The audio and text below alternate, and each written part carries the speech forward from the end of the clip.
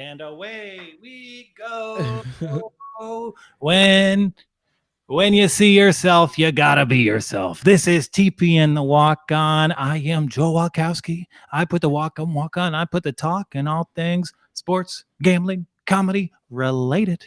And joining me, as always, he is back in the John Wilkes. He's in a basement, but he's riding high. Say hello to the rich man's Wayne Brady, the techie trekkie himself, Brian Allen Mitchell. Hello, I love me some Wayne Brady. I was watching some of that. Let's make a deal, and that's what the playoffs are about. Let's make a deal to get the Browns into the Super Bowl. That's what I'm talking about. So before we get into it, everyone who watches the show, they know you as the likable, sweet Brian. I don't know if you have it available. Maybe if you have it on your phone. Can you share the selfie I I don't think got I from you? mean I would have to pull it up real quick, but I This is mean, this is the opposite of the NBA draft selfie. I did share that, and you could see Brian let me see if I can. Dower, and then There's like a yeah, you can't really see it because of no, the. you can see it. You see that grit. You see that Oh determination. yeah. Ugh. And you see one of the great days in young Brian Allen Mitchell's life. Love to see it, my friend. So happy for you. Oh And yeah. even all of our like viewers were like, "Oh, I'm so happy from Brian." Like I was getting hit up nonstop on Sunday just because people were so stoked for you. It was just for Cleveland. I'm just happy to have a collective just happiness. Like this is since this is it felt like game 7 times 10. I mean, Game the 7 times 10 times 10, my times friend. 10. That's This is crazy. This I is bigger mean, than Game 7. I know that's a it's a weird thing to say, but You didn't set up anything in your backyard. You didn't fly home to look at a billboard. You took in that Game 7 like it's a religious experience. That was your Hajj in my book, and this is 10 times bigger. yeah, it really was. I mean, when the Steelers have always been that older brother that has always beat you in backyard football, and you finally beat him. This is where it's all about. That's what it's all about. This is where we're at, and we're just after this. Now we're on a free roll, my friend. We're ready to go. You guys had a great time of it. Oh It yeah, was such a rout. I can't imagine it would be 10 times if it wasn't any other team but the Steelers. yeah. So, you know what? I think I'll let you have it. I'll give you 10 times. I will, you know, let you celebrate it as the biggest day of your life, even though I disagree. And it was just your day. Every dog has his day, and it turns out every dog pound has his day. No, I'm not bitter. I didn't watch Buffalo and Cleveland win Super Bowls, Super playoff games this weekend, and just cry mournfully. Hey, that Bills game was great. You got to get all the hats for that. Give them all the hats. Philip Rivers going out with some of the greatest memes the world has ever known. That's his legacy. He's And got a great face. He's got a great I can't believe this face. yeah, one of the great incredulous expressions of all time. And you know what? I want to say that was one of the great first plays in NFL history. We have Marquise Pouncey in his last NFL game, sailing it over Roethlisberger's head. Roethlisberger doesn't want the fumble. And then, we have Browns up 7-0.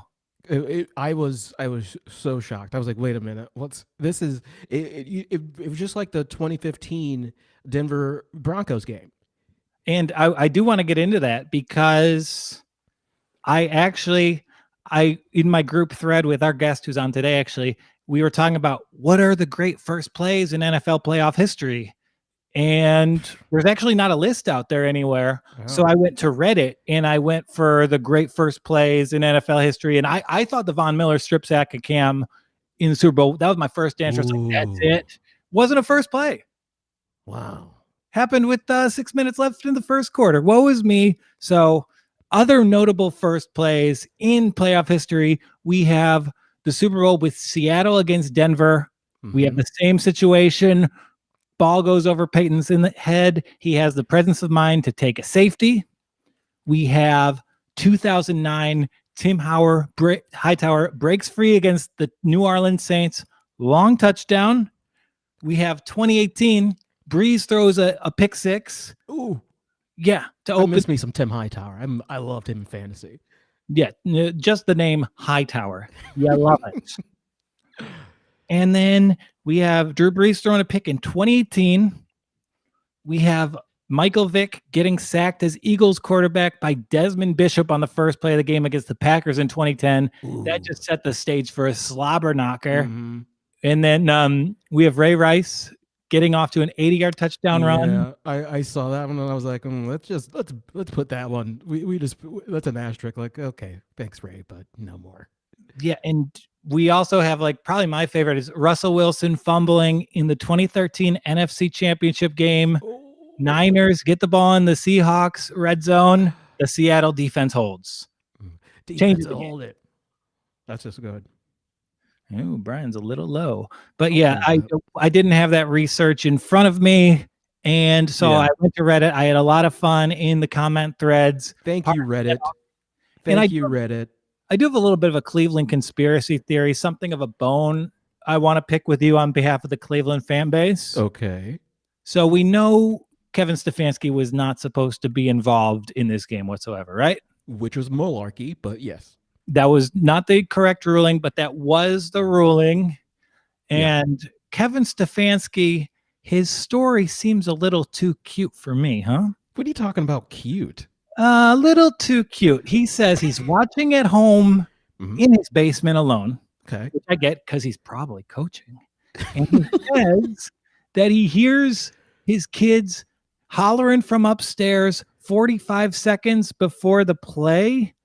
And I don't think so.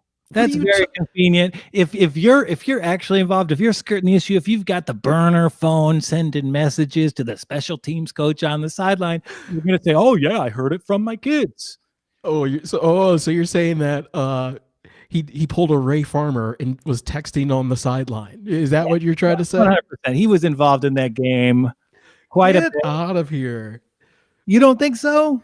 Well, I mean, of course, there was probably like someone zooming on a phone for sure. Like, come on. But yeah, we don't know, but I believe him. I believe that he was like any Browns fan that day. And I think the best thing. Wet pants, waiting for the Drew Carey show to come back on. Waiting for the Drew Carey show and watching it without your family. That is such a Cleveland Browns fan thing to do. Like, son, no, not right now. Charlie, we'll talk later, but Papa's got to watch the Browns now. I'm telling you, if I was Kevin Stefanski, and I'm a Polish American with a love of NFL football and the run game, I'm basically Kevin Stefanski. I'm telling you, if I cheated to coach this game via Zoom, the exact cover story I would come up with for this play would be, I was on a delay. I heard it from my kids. Launch an NFL investigation into this man. It adds up a little bit too conveniently. You leave my Kevin alone. You leave my Kevin alone. Okay. What? Am I asking too many questions? Are you rattled? Oh no. Oh, new toys for Joel. Boys, I've had them forever. Oh my God. You know what? I'm allowed to use these. I've got a clause in my contract. Okay, let's get into it. No. Let's have some fun. Oh my God.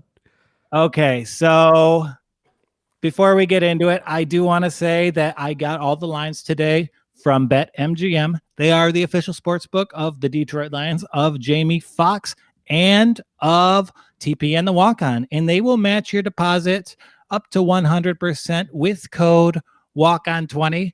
And I really thought these guys, I look at gambling in terms of being aware of the customer. And I think they do offer bets that just genuinely reflect my needs as a gambler. The Money Monday Club, they have pretty loaded bets. They have some NBA parlays that are pretty good offerings, and just the same game stuff. It's awesome. Like on Sunday, I was looking for a way I could bet Nick Chubb to get 100 yards and the Browns to win. I couldn't find it. If I were in a state with legal gambling, I could have just gone to BetMGM. I could have used code WalkOn20 and they would have matched my deposit. And Nick Chubb, my bankroll would be positively overweight with Chubb money coming in. I feel like a guy who does gastric bypasses. So go on to BetMGM, use code WalkOn20. And remember, if you have a problem, call 1-800-GAMBLER. There's the Tennessee Red Line. And just take care of yourself. Be a responsible human being. This is fun. Do it for fun. Don't ruin your life for something fun. Okay, so this show is not just about gambling. It's not just about picking the correct games. It's about getting smarter as we do it, right? Do we want to get smart, Brian? Yes, we have to get smarter. That's the name of the game here. Name of the game. So I want to. Do you know what the handle is? I was trying to look it up, and it's about the complete wagers of the thing. Is that something like that? Yeah, the handle. It's actually, if you look at certain sites, they will pull up just a report of where the bet is. And I had a pretty rough day Saturday on the games. So I was like, you know what? I looked at the handle on Saturday morning. I saw that there was no money on Washington. I saw that there was no money on Indianapolis. And I was like, oh, those teams are going to cover, aren't they? And I didn't act on it. And Vegas did great. Vegas is on their hottest streak ever. And all dogs covered on Saturday. And there was no money on any of them. Man, all dogs covered in heaven, huh? Yeah, all dogs covered in heaven. So I want to pull up the lines from this week, the handle report. I do have a lot of tabs going right now, so bear with me, Brian. Yeah, I think there's going to be some good bets around for this weekend. The Elite Eight. The Elite Eight, and it's tough for me because I told last year I had to work through every single playoff game. And I told myself this year it's going to be awesome. Not the case. Okay, so there we go, right? Yeah. You see it with me? You see the handle? Yep. Okay, I can't tell what we see out of me, but you see here, you see that 84% of the money is on Green Bay. That's interesting. You know that there's probably value in the Rams, even though it seems like the biggest no-brainer ever to take the Packers here, right? Mm-hmm. And that's pretty good. But actually, look at the over-under there. You see that 45. You see that for the under, it's 24% of the bets. Oh, 46% of the money. And this is from yesterday, but this tells you that yesterday, the most informed gamblers there are, the whales, if you will, the touts, if you'd rather, were putting big money on the under. And, that's specific to that because you do see that there is a nice split with the under in the Buffalo Ravens game, but you don't see that it's the whales doing it. And this gets updated every day. Like this is from a day or two, or this is today? Yeah, this is from yesterday. We get daily emails being like that we are the Props Network. We do our homework here. We get daily emails around 4:00. And just looking at this spread, looking at the amount of money on Buffalo, the percentage of money on the Ravens, and ooh, you know what? I think this line is telling me that the Ravens will win that game. Ooh, I love this thing. Yeah, do you follow me on that? Like there is a pattern and you can see them communicating with you. Yeah. So so with that, then you have the Brown. I like with the Browns at 40%, 56% of the bets up there. Yeah, 56% of the bets, they are good value, but you see that the Browns aren't being bet with a lot of money. So if you see this, you see that the Browns have 56% of the bets, but only 40% of the Browns. So there's a lot of Browns bets, but that means people aren't betting the Browns in huge amounts. Gotcha. So they're only 25% of that bet. Not the good sign you would want to see. And, I've made this part of my Sunday routine. I encourage all our viewers, listeners to do the same. And you know what? I will put this up on my socials. If any of you podcast listeners care to take a gander at the chart we're looking at. So yeah, it does seem like there's going to be good values in the unders this weekend, but that is our handle report. Nice. Okay. So I've been looking forward to this divisional weekend since last year. Like I mentioned, I worked all through the playoffs last year. Wasn't able to watch a game, and I know divisional weekends, my favorite weekend of the year. I go to Vegas. I go to games. I was like, 2021, it's my year. Not the case. I haven't seen my mother in a year, so we're driving to hang out with just each other halfway in an empty mansion in rural Pennsylvania. All right, There's sounds no like television. a movie. There's no television, but I will be playing games on my laptop. All right. Hey, So that's mansion living. And then, I told my mom, hey, I'd love to see you. I got some gambling to do, but I got to go home Sunday morning.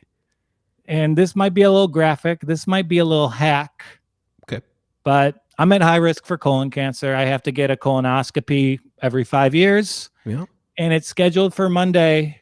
So I will be prepping for that. Well, I will be watching the Browns try and go to the Super Bowl while I will spend 3 hours taking the Browns to the Super Bowl. So this means the Browns are going to win. This just lines up. This means the Browns are going to win. This is Browns synchronicity 100%. Yeah, totally. So, yeah, it's not the weekend I wanted, but it's the weekend I need for my health. Okay, so let's talk about these games. Let's talk about they start Saturday, 4:35 p.m. in Lambeau Field. We have the Los Angeles Rams with Jared Goff, I believe, under center. Yeah. And they opened at 7.5 point underdogs. They're down to 6.5. And I think this is too good to be true, right? Goff, it looks like for Tuesday's practice, that Goff was all ready to go. So he's full of practice. I think Green Bay is going to just run them over a little bit. I think Aaron Rodgers, I think we were talking a little bit before that how Tom Brady doesn't like pressure too much. That's the same with Aaron Rodgers, but he knows how to get that ball out of his hands, and he has great receivers. And a running back that's going to probably go for 2 touchdowns. So I think they'll put up a little fight, but I think this is just a rollover. I'm with you. It feels too easy. If we look at the handle, we see there's a lot of money on the Packers, but I think this is the Aaron Jones game. Watching that Seattle game, I couldn't help but be perplexed with the play calling because they kind of played right into the hands of the Rams defense. They were in the Packers. They're going to be running checkdowns. They're going to be moving off tackle very quickly. And, Jalen Ramsey's taking away Davante Adams. Well, good. Every other receiver on the team is just as good as Davante Adams. It's the system. You're guarding the software. The hardware is going to get you, Los Angeles.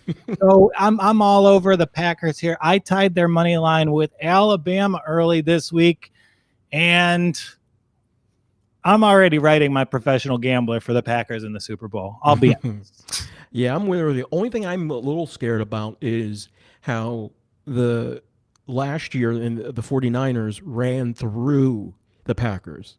And Cam Akers went for 132 yards against the Seahawks last week. So that's a question that you never know could crop up again, but they're beefy up front. So I don't see that happening again, but Cam Akers is really playing really good right now.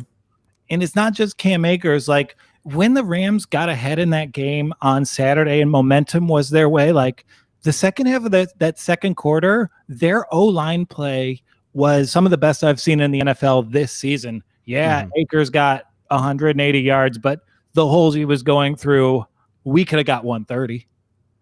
Yeah, no, I their line's playing really good. I think with Whitworth back, just makes he just makes a line go. He's just a great left tackle, just a good old vet that knows what to do. Yeah, and to see just all those holes in the run game, but again, I don't think Seattle attacked this defense correctly. I think they've had problems with them over the years. And I think Green Bay has been known for roughly a year now. They that they need to address the run game. Yeah. And really, like, the Rams offense as built around Akers reminds me of the Vikings Dalvin Cook offense that the Packers D had no problem with. Mm-hmm. Yeah, I think So, that's yeah. So I think we would have seen a change with the Packers maybe getting rid of Mike Pettin, but they didn't. So with that shows that they know they needed a couple pieces to figure that out, and I think they did. yeah, so I'll take the Packers here. If it's under a touchdown, I'll probably take it tied to the money line to the under. So, yeah, all over it. Yeah. Ooh, my fiance texts me. She says, "There's a good story I'm going to tell you when you're done." So I can't wait to find out what that good story is. We do have a guest coming on to break down this next game. You know him, you love him, and if you are a large piece of African hoofstock, you're fed alfalfa by him. Say hello to my friend Zookeeper John. Zookeeper John, great Howdy, to see boys. you. Nice to see you guys too. Yeah. Hello, Zookeeper John. Are you doing well? And it seems like a warmer climate.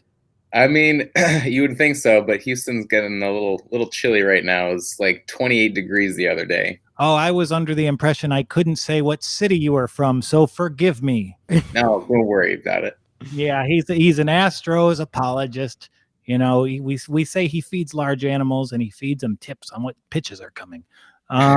So what are we talking about? What's across the savannah for us this Saturday? Well, as you guys alluded to, the game that we're going to be talking about is, of course, two animals going up against each other in this round. It's going to be the Ravens against the Bills, who are Buffalo Bills. Okay, and are we breaking this down via like a bison or the bad guy from Silence of the Lambs? Because I'm down for either. I mean, since we're trying to be, very zoological over here, we're going to go the American bison.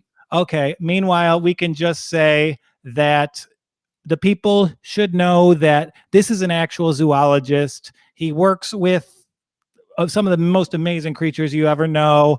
And we will be breaking down the bisons. If you do want to do a Silence of the Lambs bet, you can make a voice. Would you bet on me? I'd bet on me while looking in the mirror. So let's talk about this animal matchup. Yeah, let's do it. So it's going to be a close game, obviously, as Vegas predicts. It's a tight one. It's basically a toss-up.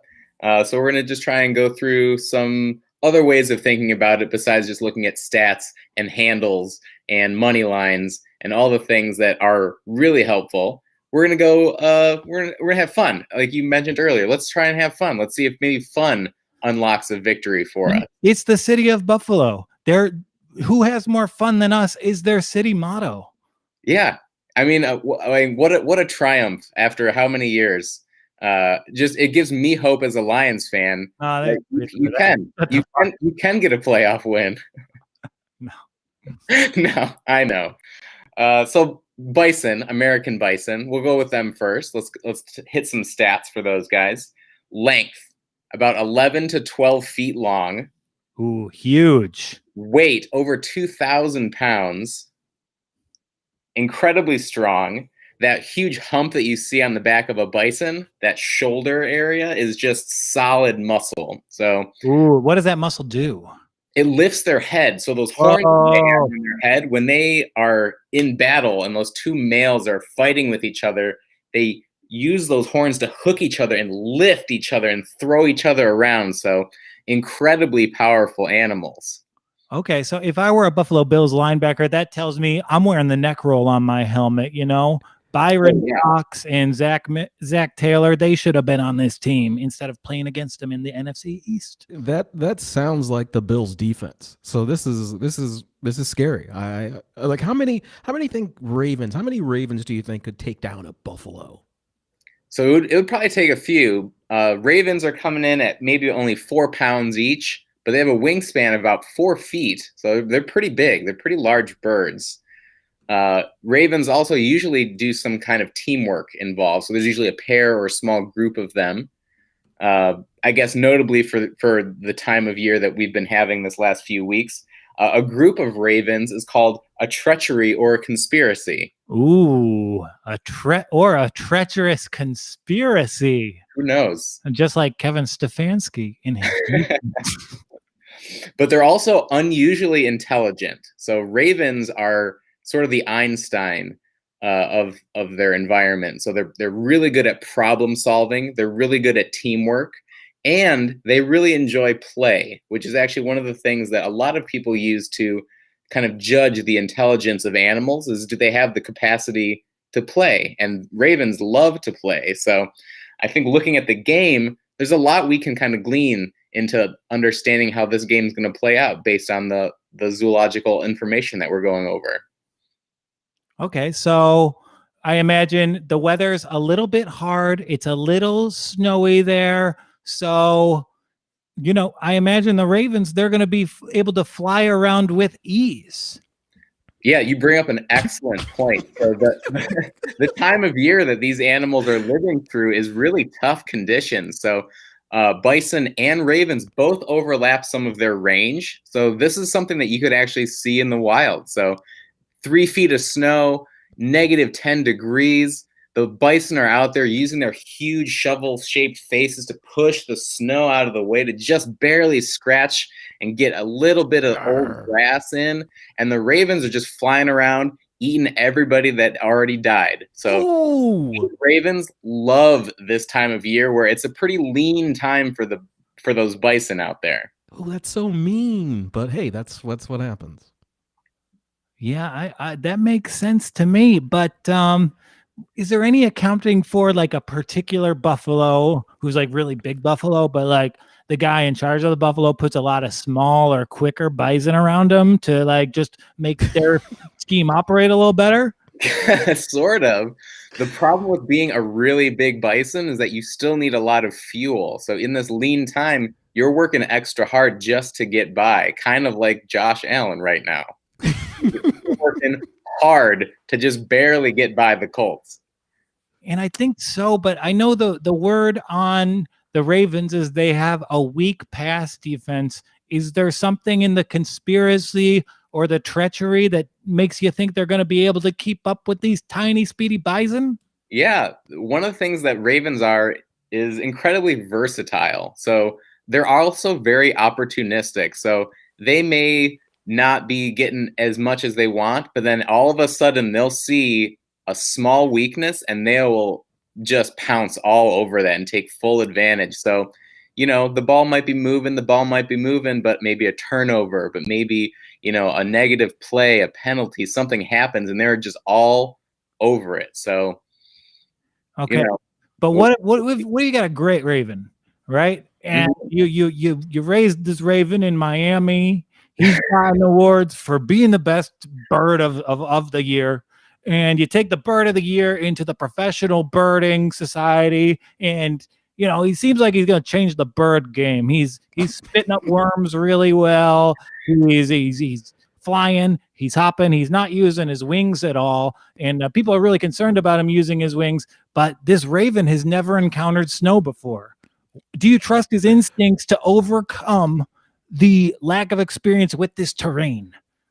I do. I fully go with ravens understanding their strengths. And so one of the things that they're able to do is not only fly. So sure, they can use their wings, but they do spend a lot of time on ground and they move around the underbrush. They're always searching and looking. So I think going through some of that snow and stuff, when they do see something they want, they always land. And so I think he's going to land on his feet.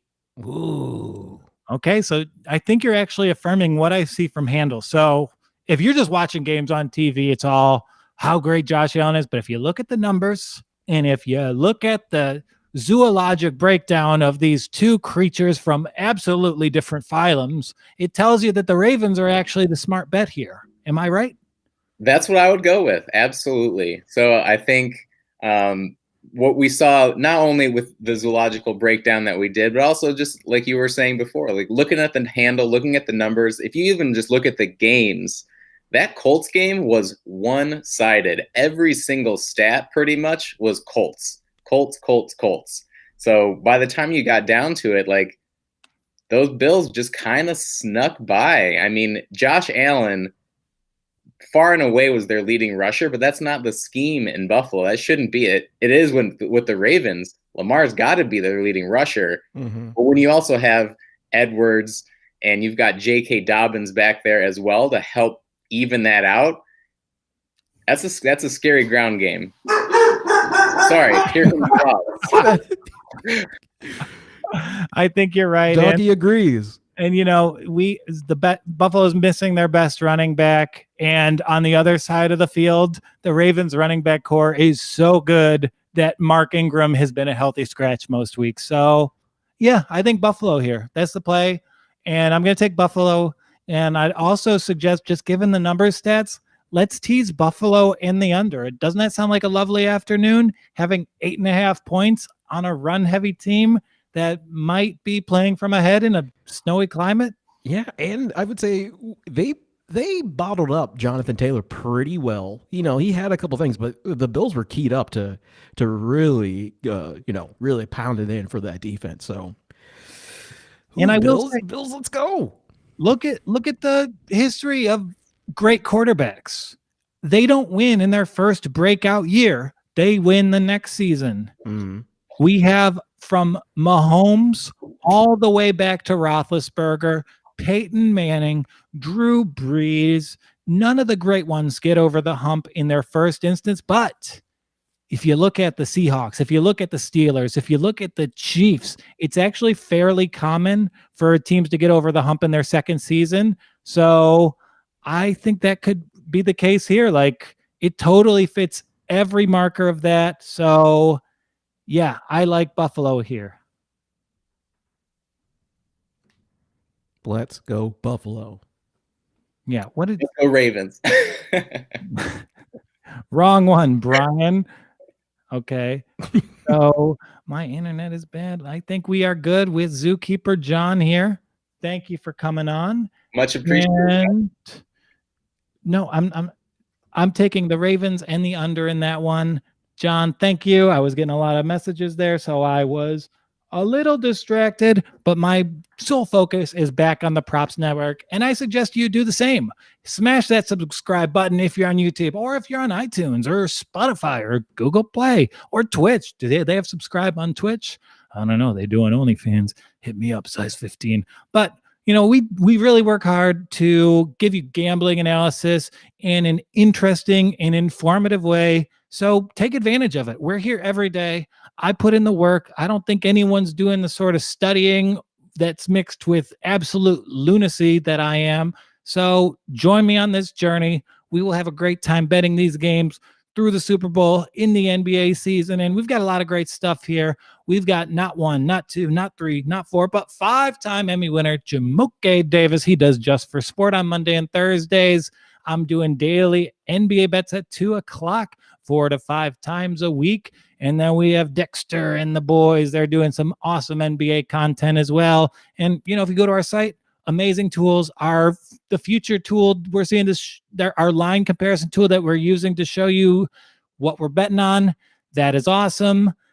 I use it every day, and it also extends pretty far into both futures and geographic breakdowns. So it's an amazing resource for you guys. So subscribe to the Props Network. We got your back. And in an era where most sports media companies are just having to cover like whoever's a star, I think you need a place that actually works to cover the games. So yeah, that place is the Props Network. That man is Jamoke Davis. And Jamoke, I just sold you a lot, so you got to start doing some tape. All right, back to the show. Let's go to Sunday and the Cleveland Browns, 10-point dogs at the Kansas City Chiefs. How are your emotions, Brian? Riding high. Not sure if Clyde Hilaire will be available because he has a high ankle sprain, and we know what high ankle sprains are in the NFL, Joel. I mean, look at Michael Thomas. When we get to that Saints game, that karma thing for you, dude. I'm stunned the Browns won with you doing that cheap shot on Sunday. Hey, Brian ripped me off in a fantasy football trade. He didn't mention it, but Michael Thomas scored I traded for Michael Thomas, and Brian didn't bring it up until Michael Thomas scored his first touchdown of the year in the postseason. I'm sorry. It was a good fleece, though. It was a great fleece. It seemed like a good idea. Every one of my friends, you and Donnie both, have been sending me like the most cursed text messages ever, and your team still win. It's making me lose my mind. Donnie at 3:00 sent when the Titans were up like 4 points against the Ravens were up 4 against Tennessee. Yeah. There was a truck that crashed into a comedy club in Nashville. And Donnie got the photo from inside the club and put Lamar over the truck. Oh, like, you guys are doing such bad karma, but you still win. It's driving me crazy. I'm so sorry. So sorry. And now I have to give you good news. So, I have that guy. He gives me cryptic underdog picks. Yes. Out of the blue. Yes. And he's right a lot of the time. The last time I heard from him was when Washington upset the then undefeated Pittsburgh Steelers. Mm-hmm. And around 9:15 on Sunday night, when you're finishing up your euphoria and you're done sending trash talking text messages to me. Come on. I get a text that says, Cleveland matches up really well with Kansas City. And they do. I mean, did I have the Chiefs? I had the Chiefs got beat by the Raiders, right? The Raiders. And there's a lot of teams that they've hung out with. Let's see. For the Panthers, they won by 2. They almost got beat by the Broncos.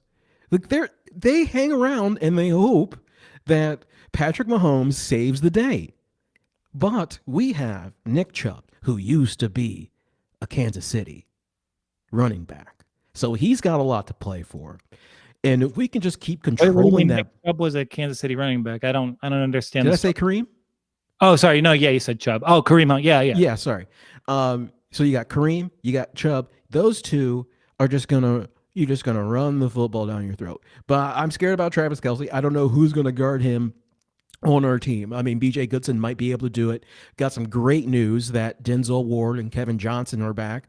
I mean, to beat the Steelers with third, fourth cornerbacks. I mean, hey, not bad, not too bad. Yeah, the amazing Chase Claypool victory was not that they did it without their coach or the COVID concerns. It's that they did it without Joel Bitonio, Denzel Ward, Kevin Johnson, and a limited Jack Conklin. So they were without a large part of their identity. And if you look at that Browns identity, what do they want to do? They want to run the ball, bleed the clock, and even their pass game is built around Jarvis Landry now, who's one of the best clock bleeders in the NFL as far as receivers go. And on the reverse side, all their great defensive weapons, Miles, Ward, they're built against passing games. So the recipe here is pretty simple to me. Yeah. I mean, just keep Mahomes on the sideline and let him start going over lines for his new State Farm commercial. That's what we need. Yeah, lines for his new State Farm commercial. And you know what? I do think the Browns in a tease here are a pretty nice candidate. Yeah. I think this is going to be a really good game I think what's the over here? We got the over. I have, if you let in my screen share of the handle, it's there. Yeah. So the over under is 56. And you see that only 23% of bets on it. Not much of the handle though. But I'm thinking a tease of the Browns and the under of 62 is pretty good. You have the Browns getting 16. You have this game being what? You can still win that bet if it's 38-21 all day. Ooh, man. Yeah. 38-24. They got to cover the 16. Or you can do a 7-point tease, or you could just do it with Tampa Bay because something weird is going to happen there. I don't think the Browns are going to win this game, but I think they'll cover. Yes, they will cover. They will win. This is what we need. If it all comes together and we get a historic Browns versus Bills or a historic Browns versus Ravens, it's just a really a great matchup for the AFC all the way through. Yeah, and not to go. I've been a little conspiracy laden in talking about Browns games on the show. Watching a lot of Chiefs this year, it did seem like they had their foot off the gas and they wanted to get as many repetitions as possible in getting the ball last. And that's what these really great quarterbacks, that's why they are the great ones. Yeah. Mahomes, Rodgers, Russell Wilson, not against divisional opponents. So yeah, I think this is a game where Mahomes turns it on late. It's a heartbreaker for Cleveland, but you know that you're against one of the best teams ever assembled, so no shame in it. Yeah, how do we? There's the question marks that we have. It's how do you stop Kelsey? How do you start Tyreek? I don't think Sammy Watkins was tweeting that the Browns are nothing. So it's just, hey, all right, Sammy, let's go. If everyone's coming out and just giving that nice locker room chat stuff, this is a Browns win. And you know, Sammy, why are you talking shit about the Browns? Why are you Browns, talking? They don't live up to the hype every season, just like a certain wide receiver from Clemson who the Bills originally gave up a bounty for. Right. So I'm Sammy, like, Sammy, you got traded, bro. Like, no. Sammy, you don't start in fantasy football and you're a receiver on the Chiefs. You are the Sendejo of Kansas City. Don't be talking no trash, Sammy. Yes. Who do you think you are? DeAndre Hopkins, a guy who's made a Pro Bowl in the past 5 years? I know he probably has, but that's probably a product of playing in Kansas City. Sammy Watkins shouldn't talk any trash. He's rubbed me wrong his entire career. Yeah. He's the only person who didn't enjoy playing in Buffalo, and that's all you need to know about that dude. Mm-hmm. Okay, so last game of the weekend, we're locking the Browns in a tease. I'm doing a good Matt Quimby. Last game, and this is kind of crazy.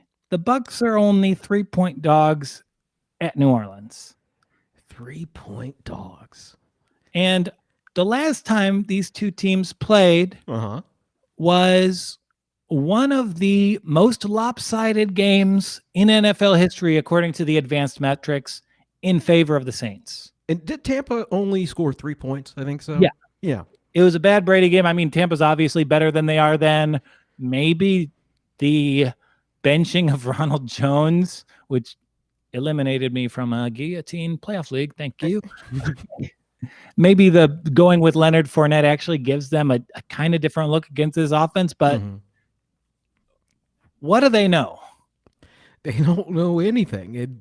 What they do know is that Michael Thomas is ready to go, and Drew Brees is different when you have Michael Thomas and you have all those weapons ready for him. So I don't. This might be another lopsided, but you know, Tom always he can do something. Gronk did nothing. I mean, he was just more. Everyone was praising his blocking, so that's nice that he's blocking well. But they're going to need a lot more out of him to get going. But I see the Saints kind of pulling it off here. What do you think? I mean, just going off that last game, I feel like it would be irresponsible to go anywhere but the Saints, right? Yes. And this is a team, I know maybe there's the Brady motivated notion, but like Brady's going to be in the NFL next season. That's not true of Drew Brees. I mean, we've seen this Saints team flame out 3 consecutive postseasons. Yeah.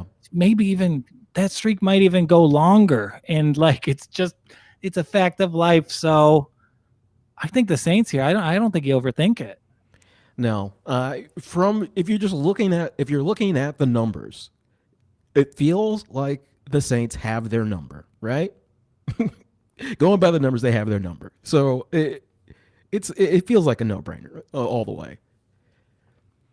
And that's why I don't trust it. Ooh, yeah. It does. It does feel like, well, yeah, everyone's gonna go put it on the Saints because of all those numbers there. But you think Brady can pull it off? I know he's a magician in the playoffs, but he's gonna need some luck there. If we're looking for something to tease with the Browns, why not the Buccaneers? Oh, and in the chat, there was Browns a lock and a teaser plus 17. Yeah, so you tease the Browns to 17, you tease the Bucks to 10. And I think you put your meat and potatoes. The Ravens will go on them. So I think if we're in a good position on Saturday, if things come through like we think they will, let's just tease those two and have a laid back Sunday. Yeah. And then if that ends up crapping out, throw a little bit on the Buccaneers money line because it's suspicious. Tie it with the under because of the handle. Yeah. It's really if they can bottle Alvin Kamara up, okay, then you got a game. But anything else is uncivilized, as they say with the Dijon mustard, I think. That's actually right guard. Charles Barkley in the same helmet that zookeeper John wore in our previous segment. So should we take a second to go through the futures and all that good stuff before we get out of here, Bry Guy? Yeah, sounds good. I keep on hitting settings for screen share. I'm such a doofus. Okay, so let's look at Super Bowl matchups. Super Bowl winner, we have the Chiefs plus 220. That could be a good thing to get in on. Chiefs plus 220. So what is that telling me? What is that telling me, Joel? It tells you that Vegas thinks the Chiefs are going to win. Okay. Like, those are very short odds right now. And really, I see the belief. If you look at the conference of the winning team, AFC minus 165. Yeah. Vegas thinks the Chiefs are taking this. Interesting. Okay. So you could pick AFC. You could pick them in the next round. If we think Baltimore beats Buffalo, then maybe you bet the Chiefs to the Super Bowl right now. Yeah. I think that sounds about right. Yeah. Yeah, because I think Buffalo can beat the Chiefs. I don't think that's true of the Ravens. Yeah. And let's go through Super Bowl matchups because this is a little too good to be true. We have Chiefs versus Packers, Chiefs versus Saints. There's some value in betting them both. Ooh, Chiefs versus Saints. I feel like that's a good bet just to do. Like, how much would you think you would put on that? And given those odds, put $25 on each. If the Chiefs win the AFC, you're going to come out ahead. Yeah. All over that, my friend. Ravens versus Packers, huh? Yeah, Ravens versus Packers. Again, I don't think the Ravens are going to be able to beat the Chiefs. Yeah. I would be more intrigued with, because if the Browns win this game, they can beat either the Ravens or Bills. So maybe there is something to putting $5 on Browns Packers and Browns Saints. Like, that's your way of betting on the Browns this weekend if you want them to win. Hey, I'd say Browns Packers. That feels, as I visualize it in my brain, it feels like a good little side bet right there. Yeah, maybe this is the world giving us a little 2021 magic. So, yeah, you can do that. And if we even look at, are we scrolling along at Super Bowl MVP? Where is it? Let's put $1 on Nick Chubb. Ooh. Let's put $1 on Nick Chubb to win $150. Wow. Right? Ooh, that got me giddy. I love that. Yeah. It's kind of, well, you do love championship MVPs. That's what your Alex Caruso bet was. So, yeah. I was pretty close. He was gaming. But what's the best value? Is Chubb the best value, or would you go and do Jarvis Landry? I mean, if we're really talking about best value, I'm gonna go bet Pat Mahomes right now plus 350. Yeah, like that seems Like if you bet I would Mahomes, go Rodgers though. you Rodgers bet plus both those guys, 525. if that's the Super Bowl matchup, you win either way. And you win decently either way. You come up ahead. Yeah.